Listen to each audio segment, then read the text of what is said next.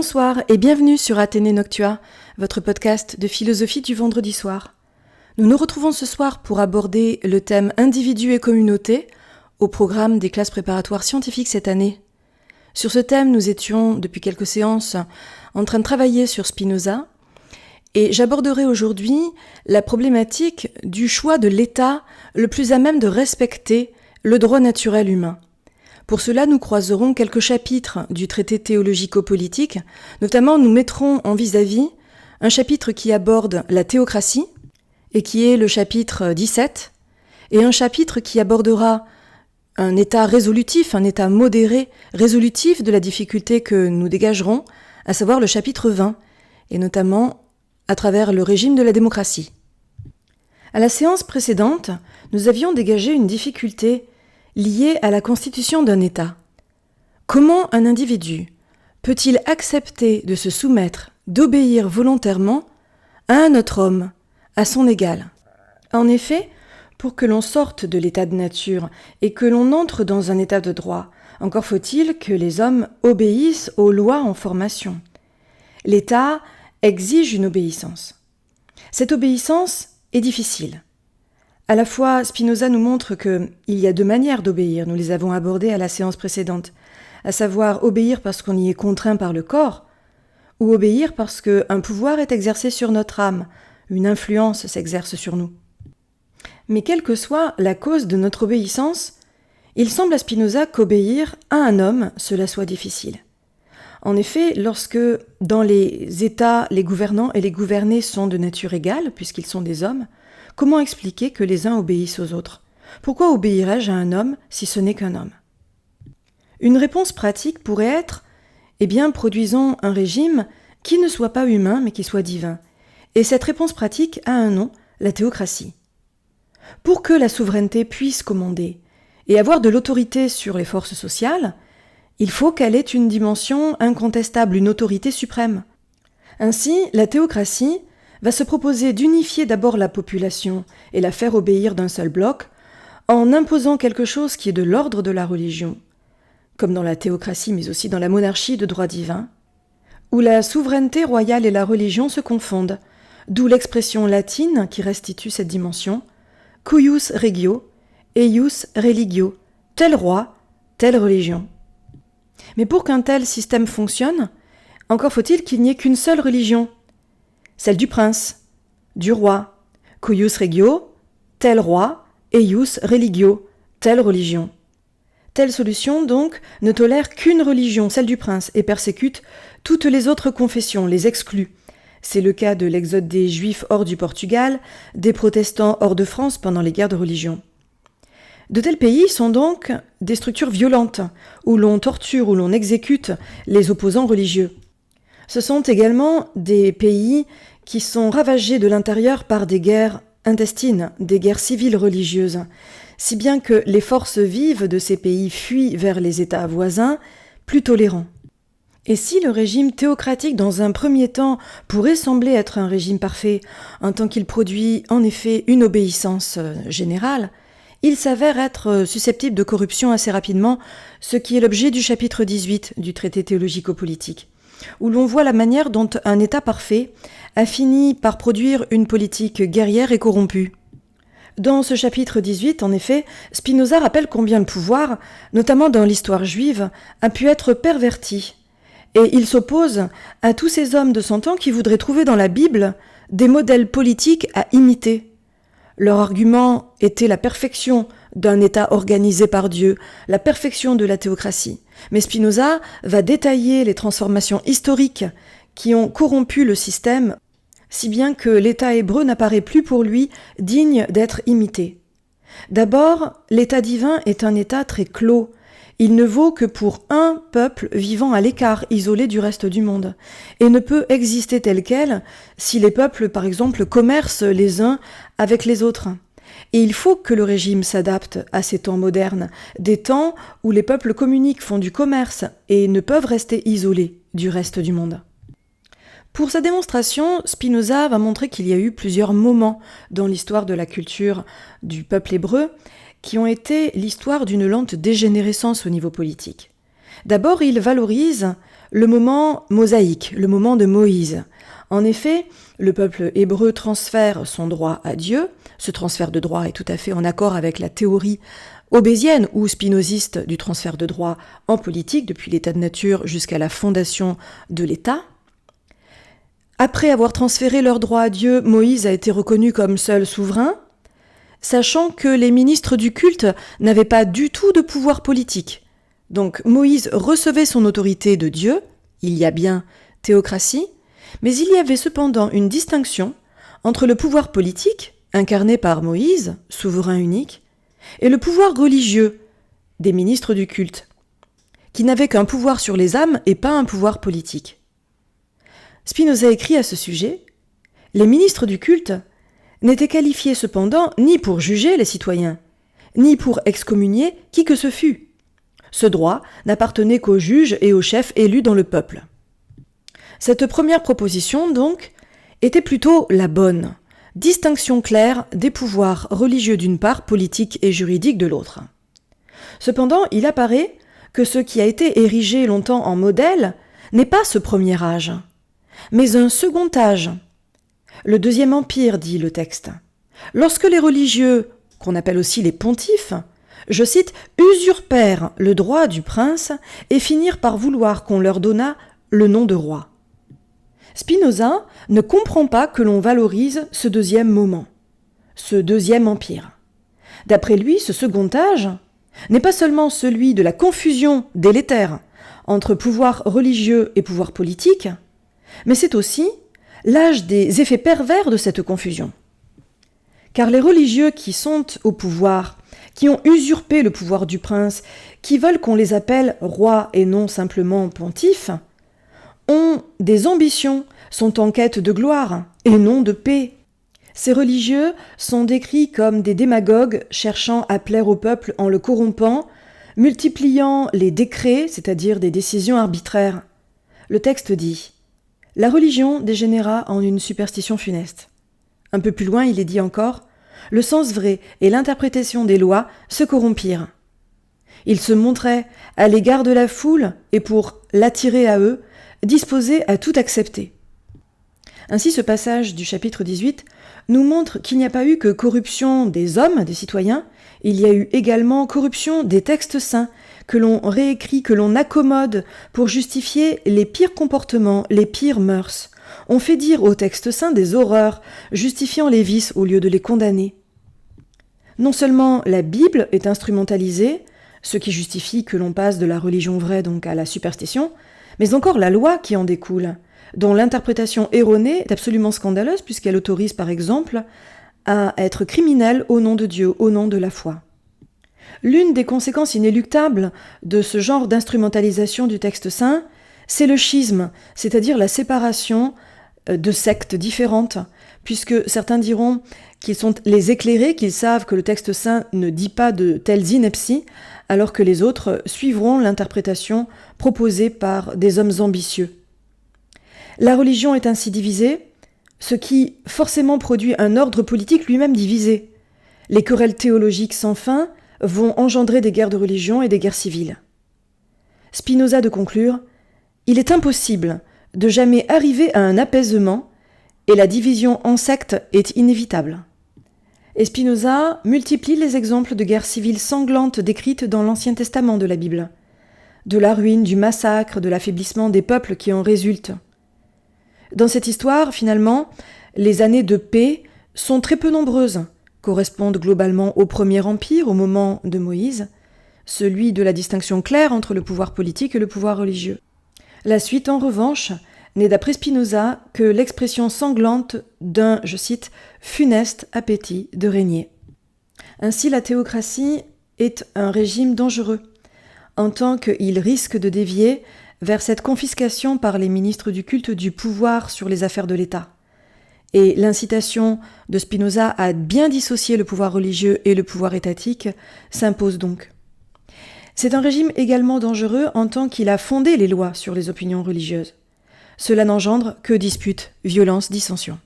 Ce régime devient une sorte de tyrannie, et qui dit tyrannie dit excès de violence. Un gouvernement violent qui s'en prend au corps, qui s'en prend à l'esprit, qui contraint, qui persécute et n'engendre que l'horreur. Un tel gouvernement inéluctablement deviendra violent, persécutera ses opposants, tous ceux qui ne se soumettront pas à la confession imposée.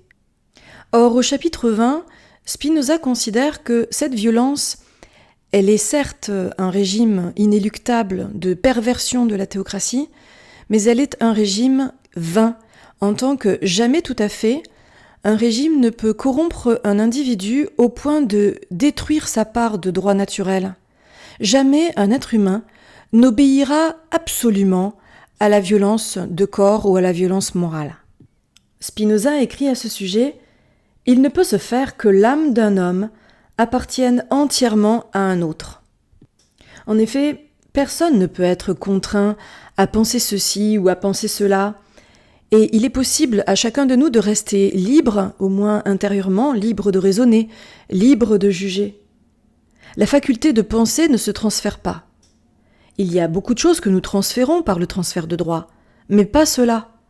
Si bien que lorsque la violence s'exerce sur notre âme, pour nous faire croire à ceci ou penser cela, quelque chose dans l'humaine nature résiste à cette contrainte.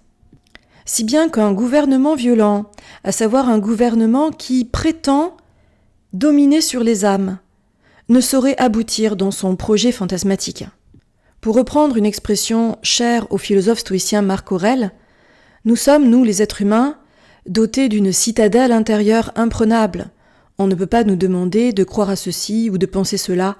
Nous avons une liberté intérieure radicale. Et un régime aura beau nous imposer une conversion de force, par exemple, au catholicisme, ou une soumission dès le plus jeune âge à un système de pensée, par le biais d'une éducation particulière et propagandiste, comme c'est le cas par exemple des jeunesses hitlériennes ou staliniennes, l'homme aura toujours la possibilité de se rebeller contre cet ordre-là. Spinoza insiste bien sur le fait qu'on ne change pas la nature humaine, on ne change pas l'homme. On pourra tuer à toute occasion les opposants, exercer une répression contre les contradicteurs, mais on ne pourra pas faire qu'un homme ne pense pas par lui-même. Si bien que le seul gouvernement qui comprendra cette dimension sera le bon ou du moins le plus légitime.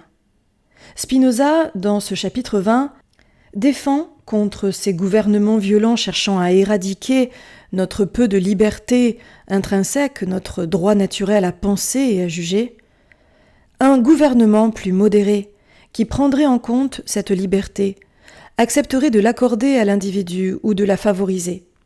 Je cite l'auteur, « Un gouvernement est modéré quand cette liberté est accordée à l'individu. » Or, la liberté dont il est question dans ce passage, c'est la liberté de dire et d'enseigner librement ce que l'on pense. C'est précisément le régime démocratique qui revendique comme son mode sain de fonctionnement un dissensus, non pas un consensus obtenu à force de contraintes, d'obéissance forcée, mais un désaccord. Le peuple a le droit de ne pas être toujours une foule unie autour d'une doctrine unique, celle de l'État, rentrée dans leur esprit à grands coups de propagande ou de contraintes corporelles. Non, les hommes ont le droit d'avoir des avis divergents, des jugements différents, des opinions différentes. Aussi, la question dont nous étions partis, à savoir comment obéir à un homme si je suis un homme, est résolue en quelque sorte. On n'obéira jamais qu'à soi-même. Même si l'on vit dans un état, il ne faut pas renoncer à cette exigence de l'autonomie, de l'obéissance à soi. Certes, pour que la société des hommes fonctionne, pour que la paix règne et que l'État perdure, il faut que les hommes obéissent aux lois. Non pas parce que ces lois viennent d'en haut, que Dieu les impose, mais parce que un individu éclairé, un individu capable de jugement et de pensée, les aura soumises à son propre tribunal intérieur, considérant que ces lois sont justes. Or, quel est le premier élément de cette justice ? C'est que la loi n'entrave pas le droit naturel de l'être humain.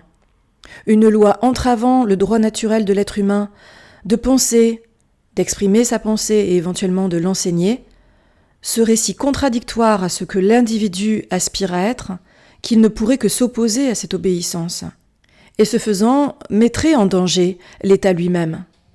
Au fond, c'est la finalité même de l'obéissance qui est réinterrogée ici. Est-ce que l'État nous demande d'obéir pour obéir ? Est-ce que l'obéissance est la finalité ? Est-ce que l'État a pour finalité de dominer et de produire des êtres serviles et obéissants ? Est-ce que c'est bien cela que nous attendons d'un État ? Spinoza est très clair sur cette question. La finalité, ce qu'il appelle la fin dernière de l'État, n'est pas la domination. La fin dernière de l'État n'est pas de dominer les hommes, de les soumettre, de les retenir par la crainte, de les soumettre à la volonté d'autrui par la force, ou par la soumission, je ne sais pas moi, chimique, mais de permettre à chacun, autant que possible, de vivre en sécurité pour vivre libre. La sécurité n'est pas la fin de l'État. La domination et la sécurité ne sont que des moyens en vue d'accéder à la liberté, c'est-à-dire de favoriser ce droit naturel que tout individu possède en lui-même. Le but de l'État est donc la sécurité en vue de la liberté. Il s'agit de libérer l'individu de ses craintes, de sa soumission à autrui, non pour le priver de sa liberté, ce qui serait complètement absurde. Si l'État a été produit pour libérer l'individu de la crainte, pour qu'il vive autant que possible en sécurité, ainsi que le dit Spinoza, ce n'est pas pour, a posteriori, le contraindre à nouveau.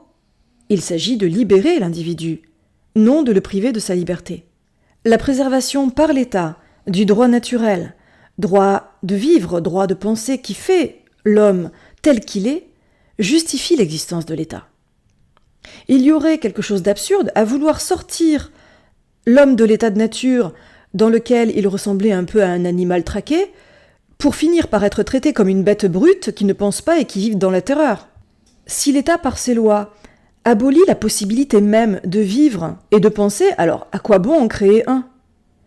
Spinoza écrit à ce sujet : « Non, je le répète, la fin de l'État n'est pas de faire passer les hommes de la condition d'être raisonnables à celle de bêtes brutes ou d'automates. » Et cette phrase, qui évoque à la fois le comportement bestial mais aussi automatique des individus ayant perdu leur liberté, ne peut pas faire écho pour nous, hommes du XXIe siècle, à ces grandes marches au pas de loi des nazis qui donnent une idée de la mécanisation d'individus qui ne pensent pas et qui ont été si bien décrits par Arendt comme étant l'expression de l'absence de pensée caractéristique du totalitarisme.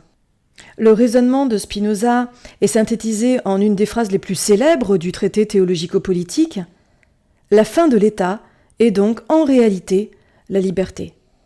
Cette expression « en réalité la liberté » s'oppose bien sûr à un a priori qui serait que la finalité de l'État, ce soit la sécurité. Lorsque l'État est sécuritaire, la quête de sécurité devient la fin et non le moyen. Or la sécurité ne doit être abordée que comme un moyen en vue d'atteindre une fin supérieure qui serait la liberté. Le philosophe anglais Hobbes restait très attaché à la sécurité. Spinoza, Rousseau, de même au XVIIIe siècle, craint que la quête de sécurité ne justifie toutes les atteintes à la liberté et ne pervertisse le but de l'État, ne le fasse oublier. C'est ce qui se passe en Corée du Nord. La Chine elle-même ne cesse de claironner qu'elle est un État capable d'assurer l'entière sécurité, sous la vidéosurveillance, les drones, la surveillance des réseaux, des datas, le crédit social, la reconnaissance faciale, la censure d'État. Or cela se fait au détriment des libertés individuelles. Ainsi, obéir, que ce soit à Dieu, à Moïse ou à un roi, ne va pas de soi. Obéir ne se fait qu'en tant que c'est un moyen d'accéder à une liberté plus grande. Et cette articulation difficile entre la liberté et la sécurité est au cœur des problématiques des démocraties modernes. En effet, les démocraties vont-elles assurer la dimension sécuritaire, qui est la condition même de l'accès à la liberté ? Comment articuler ces deux notions finalement si contradictoires ? C'est une question qui a notamment été abordée par un auteur que je vous conseille un jour de lire lorsque vous aurez le temps après les concours, qui est le texte « La démocratie en Amérique » d'Alexis de Tocqueville, qui précisément montre que toute la problématique des démocraties, quelles qu'elles soient, c'est l'articulation paradoxale de ces deux notions. Cette analyse s'achève, je vous remercie de l'avoir écoutée. Si ce travail vous intéresse, parlez-en autour de vous. Soutenez la chaîne en vous abonnant, en étant régulier, en mettant la petite cloche, un petit pouce en l'air. Je vous dis à très vite pour philosopher à l'heure bleue avec moi.